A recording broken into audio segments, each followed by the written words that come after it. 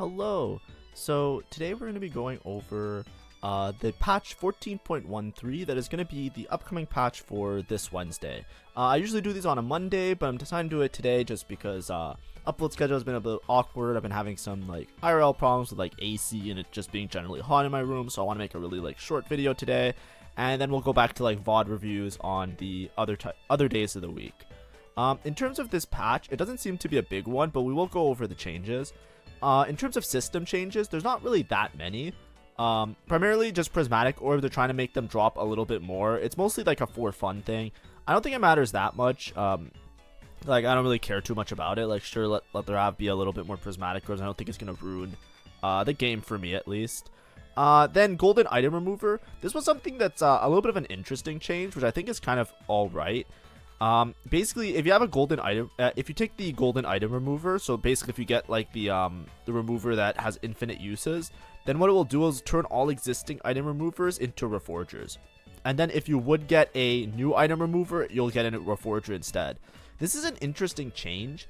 I think in very rare situations, it might be like very, very strong in the sense that like a lot of times, like if you had a bunch of removers, you wouldn't take golden item remover because it's like, well, I have removers anyways if I need them, so I'm fine.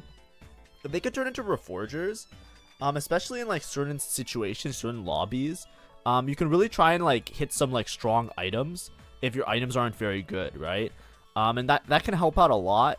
I don't think it's gonna like drastically change the game. I feel like this is more of like a quality of life thing, like a QOL. Right, so that like you know you don't get into a situation where it's like I have a bunch of removers and now everybody got removers and now it feels like kind of feels bad. But then again, I think it's fine. I'm not a big reforger player. I find that whenever I have a reforger, it barely does anything for me because a lot of times I'm slamming items ahead of time. So by the time I get a reforger, I've already committed my comp to whatever items I have. So you know, but it's a nice change. Just something to look out for now. If you see like golden remover, you can maybe take it and turn your other ones into reforgers. Faded, they're doing a small nerf to the Ahri Syndra pair, right? They're nerfing the bonus damage amp from Syndra and they're nerfing the AP bonus. I think that's fine. Faded is like a really weird comp where it's like it doesn't seem like it's very strong a lot of the time, but it's like probably one of the most broken comps just because matchups are really good with it. If you actually have a really good faded spot, like you win streak into like an early Ornn, early Syndra 2, early Ornn 2, if you have that type of setup, as long as your Dryads can scale well enough, you pretty much have like a game-winning spot, like the easiest, like it's like the easiest comp to get a game-winning spot in my opinion.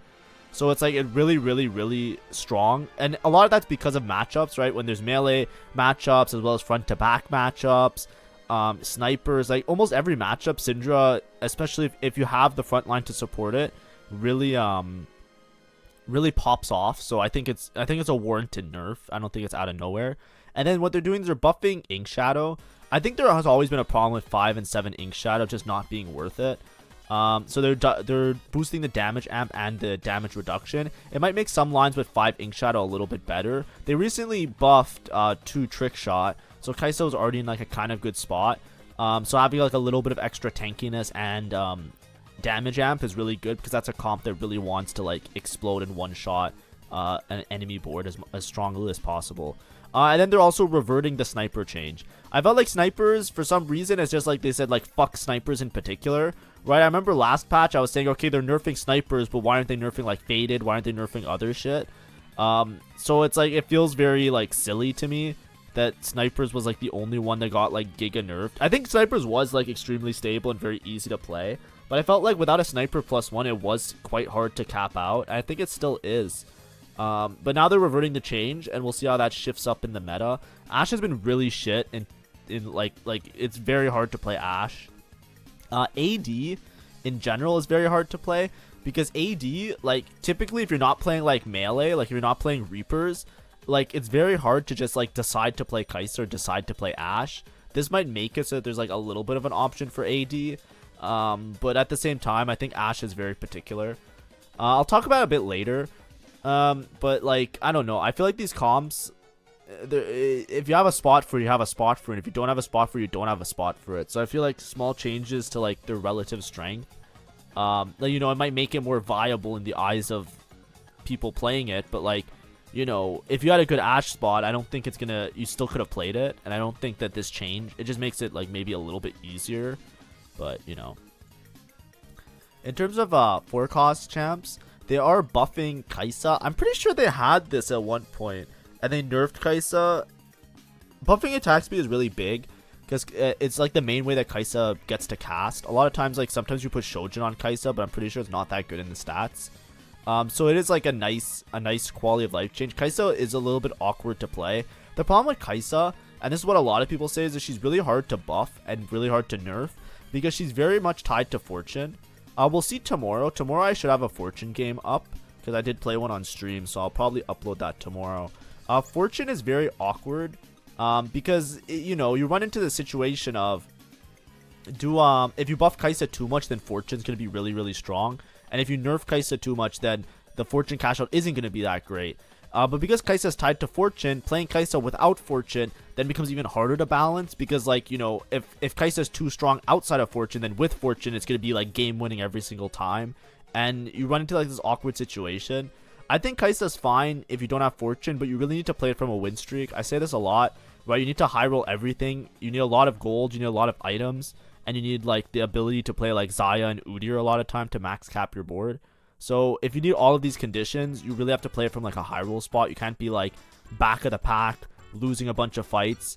And that's where Fortune comes into play. If you are back of the pack, losing a bunch of fights, angling Kaisa, then the cash out from Fortune is going to help you to stabilize that. But it's still going to be a very hard game, right?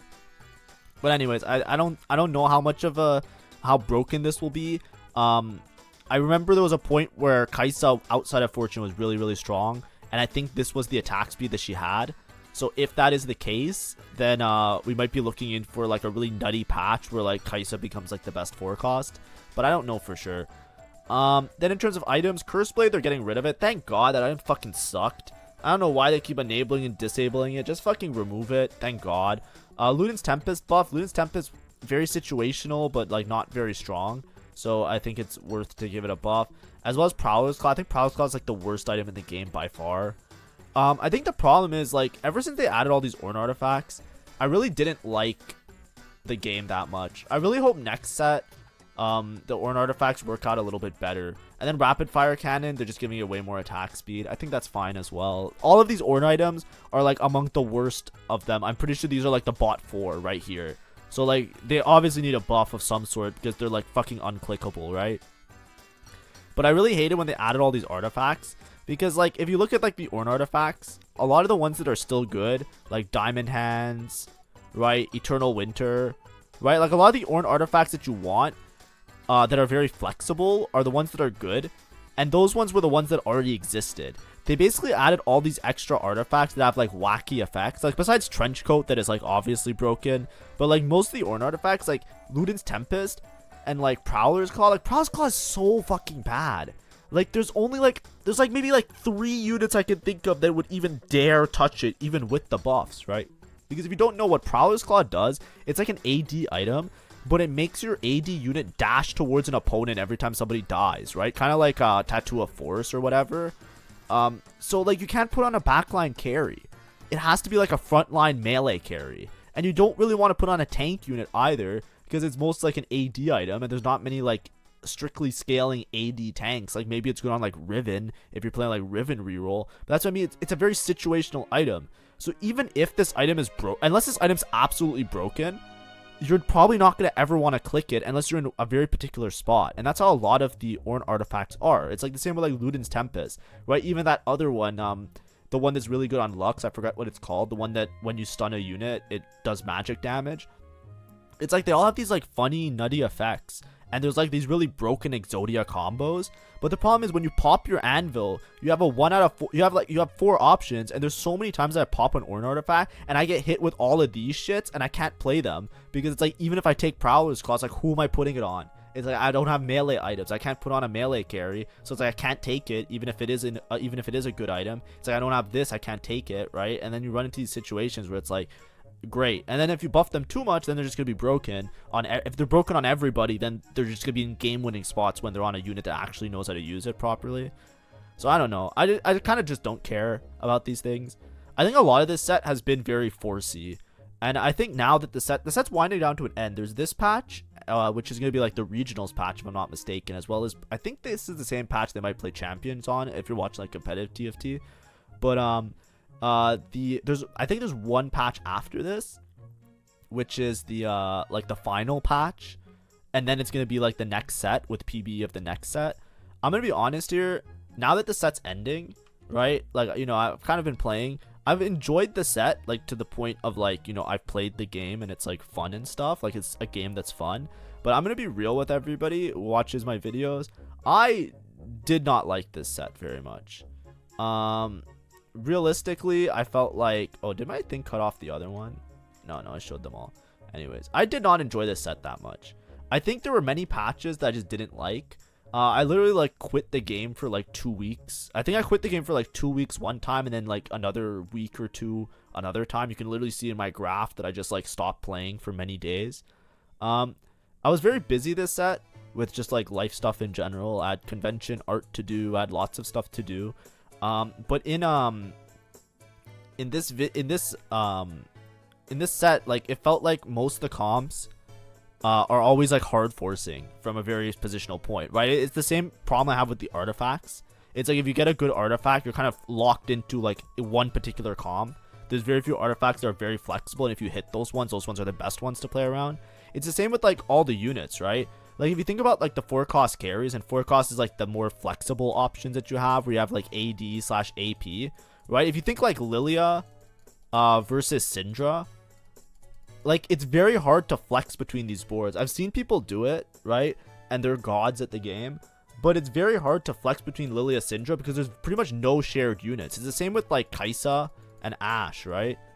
Because they're so different in their constructions, it's very hard to, like, make, like, oh, I hit Kaisa, let me play Kaisa. I hit Ashe, let me play Ashe. You can't, like, there's no, like, AD/AP flex in this game right now. So a lot of times it just comes down to who has the most direction and who has the most broken opener start that has like a really good idea of what they're playing that they can itemize and fully play towards it, right? Because if you try and play Kaisa with flexible items and then you end up playing Kaisa, you're just going to do worse than if you just hard force towards Kaisa from the start with good Kaisa items, right? Like hitting like Lucky Ricochet or something like that, right? It's the same with like Ashe. It's like if you don't have the bows early, if you have a bunch of bows early and you have like an early Guinsu early like whatever and a sniper start, a lot of times it's just better to play snipers, right? Because the augment tailoring also helps, right? Because if you augment tailor and you hit like something broken, then it kind of stockpiles even more.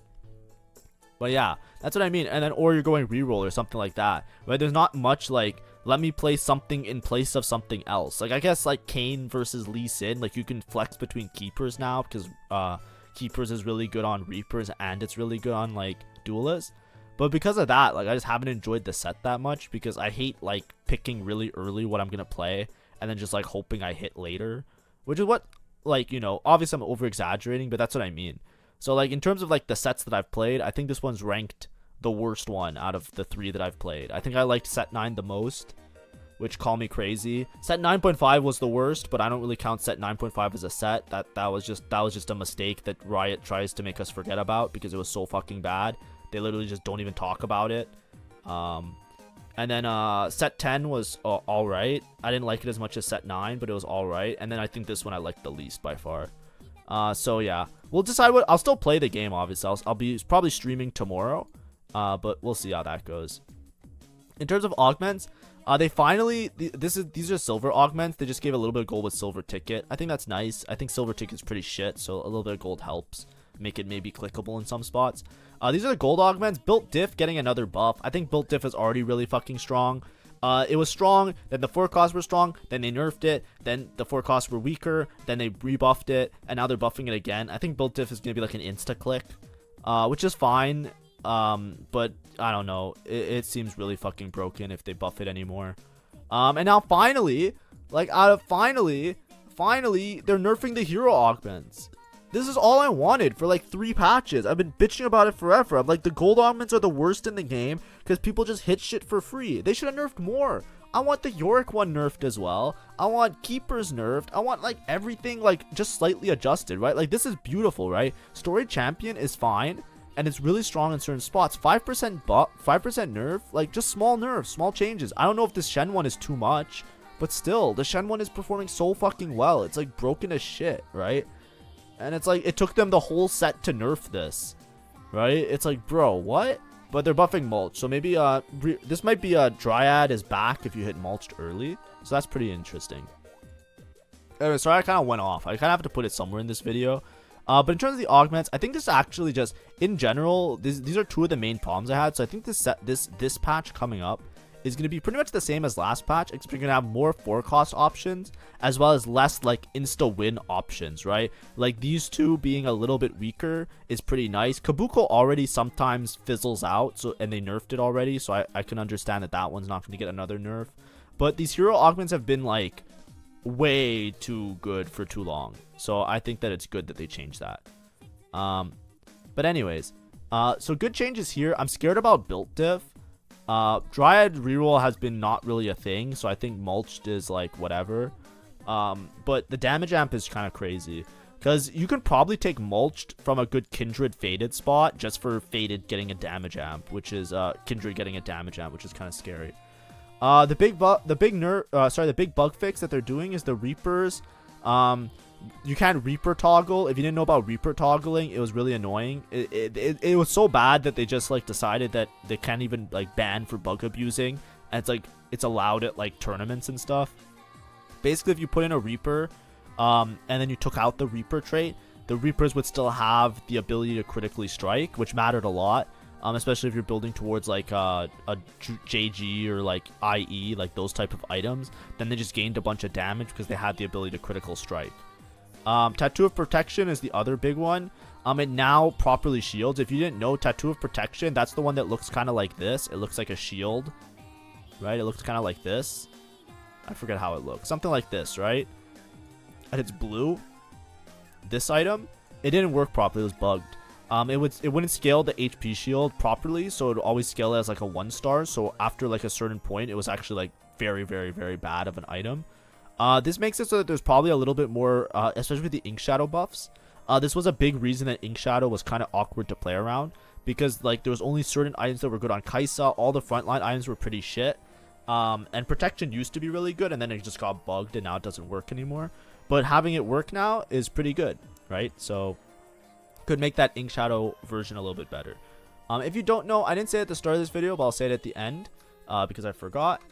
But this is from Mortdog's YouTube channel, so make sure to like and subscribe to Mortdog's channel. I'm basically just reading off these slides and giving my own perspective of it. I think it's a really good patch, right? I wish everything that was in this patch was with the previous patch, because this patch is really small. And I understand that they want to like stagger it a little bit, but we've had like multiple small patches in a row. They finally fixed some of the things I hated, which were the hero augments. And I think the bug fixes are great. I think general shifting back of like Ashe and Kaisa, trying to bring them a little bit up back into the meta, decrease a little bit of the power of Syndra. I think these are all great changes to the current landscape of the game. So just be prepared, right? Be prepared that you might see more Kaisa Ashes. And now if you've been actively dodging Kaisa and Ashe, you might want to give it a try come Wednesday. I don't think Syndra is going to be that devastated, right, with the changes. It's a little bit substantial, because it's like a lot of AP once you get like the 5 faded, 7 faded type boards. But without the big without any Dryad changes, I think that the comp will still be fine, right? As long as you hit like Exodia items, you're gonna be in a good spot. But anyways, coming this week, I'm gonna probably do my last little bit of grinding for TFT, because I think if I play this week, I'll probably have enough.